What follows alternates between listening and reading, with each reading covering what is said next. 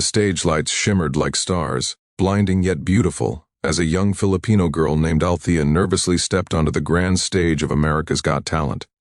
The crowd was buzzing, the judges poised, and Simon Cowell leaned forward, his trademark skeptical expression fixed on her. Althea's hands trembled slightly as she gripped the microphone, her heart pounding so loud she feared the audience could hear it. She had never stood before such a massive crowd before. Thousands of faces, cameras, and the pressure of representing not just herself, but her entire village back home in the Philippines. Her clothes were simple, her shoes worn, and her English slightly broken, but her eyes shone with quiet determination. "Hello," she said softly into the mic, her accent delicate yet confident. "My name is Althea Santos. I am from the Philippines." The audience clapped, some cheering warmly. Simon raised an eyebrow. "And what will you be singing tonight?" he asked, his tone curious but cautious. Althea smiled nervously. "I will sing Wrecking Ball by Miley Cyrus." The moment she said it, a few people in the audience murmured. It was a huge song, daring, emotional, and famously difficult to sing. Simon glanced briefly at the other judges, his face unreadable. "That's a big song choice," he said. "Why this one?" Althea took a deep breath. "Because when I hear it, I remember my mama," she replied, her voice cracking slightly. "She always said, 'Never be afraid to dream, even if you're poor.' She passed away last year, but this song, it reminds me of her." A soft hush fell over the audience. Even Simon's expression softened just a little. Then, as the first notes of the music began, something magical happened. The timid girl from a small coastal village transformed before their eyes. Her voice, clear, raw, and filled with aching emotion, cut through the hall like lightning. It wasn't just powerful, it was pure. Every note she sang carried the weight of her story, years of struggle, nights spent singing by candlelight because electricity was too expensive, mornings helping her father sell fish in the market before school. She sang with her soul, not her voice. The audience, once chattering and restless, grew completely silent. Even the cameras seemed to hold their breath. When she reached the chorus, she didn't just sing it. She lived it. "I came in like a reeking ball." The sound filled the hall, trembling with grief and passion. Her voice cracked slightly at the end, but that only made it more real. By the time the last note faded, the silence was replaced by thunderous applause. People stood up, tears glistening in their eyes. How could such a young girl carry so much emotion? How could someone who came from so little give something so immense? Sofia Vergara was the first to speak, wiping a tear. "Althea, I don't know what to say. You sang like your heart was breaking, but it was beautiful. You made everyone here feel your story." Heidi Klum nodded. "You didn't just sing the song. You told it. You owned it." Then it was Simon's turn. He leaned forward, elbows on the table, eyes locked on her. "You know, Althea," he said slowly, "I've heard this song hundreds of times. But tonight, I heard it for the first time again. You didn't just perform. You reminded us why music exists. To feel, to connect." The crowd roared, chanting her name, and Simon, known for his rare moments of kindness, stood up. "You deserve this," he said, and pressed the golden buzzer. Gold confetti rained down like a dream. Althea covered her face with her hands, sobbing uncontrollably. The judges ran to the stage to hug her, but Simon just smiled quietly from his seat, watching her cry with joy under the golden lights.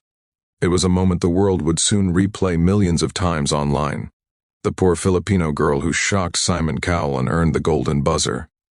But behind that dazzling moment was a story of struggle that few knew. Althea had grown up in a small fishing village where dreams were often traded for survival.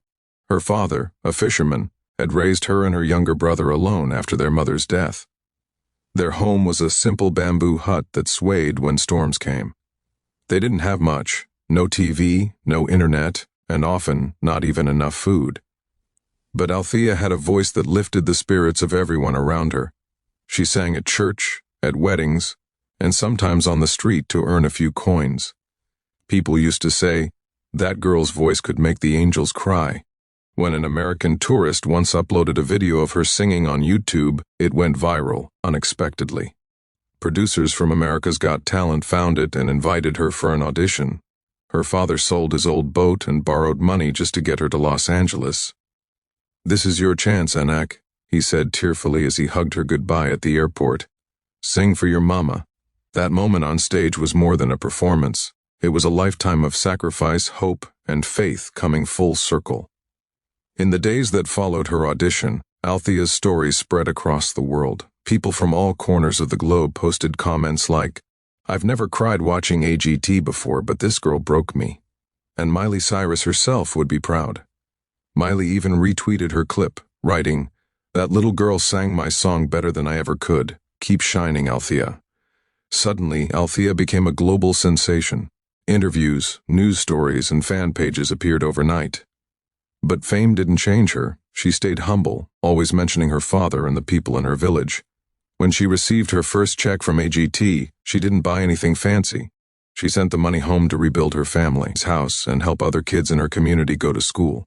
During the semifinals, Simon asked her before she sang, "You've inspired millions, Althea. What drives you now?" She smiled shyly. "Back home, there are many children like me," she said. "They have dreams, but no one to help them. If I can sing for them, maybe they will believe they can dream too." Then she sang an original song she had written herself called Waves of Hope, inspired by her life by the sea. The lyrics spoke about rising above storms and believing even when the tides seem against you. When she finished, there wasn't a dry eye in the room. Even Simon, the man known for his composure, blinked a few extra times.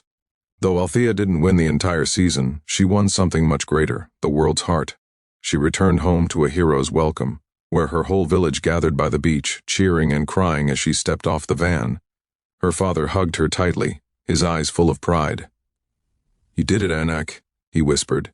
"You made the world hear your heart."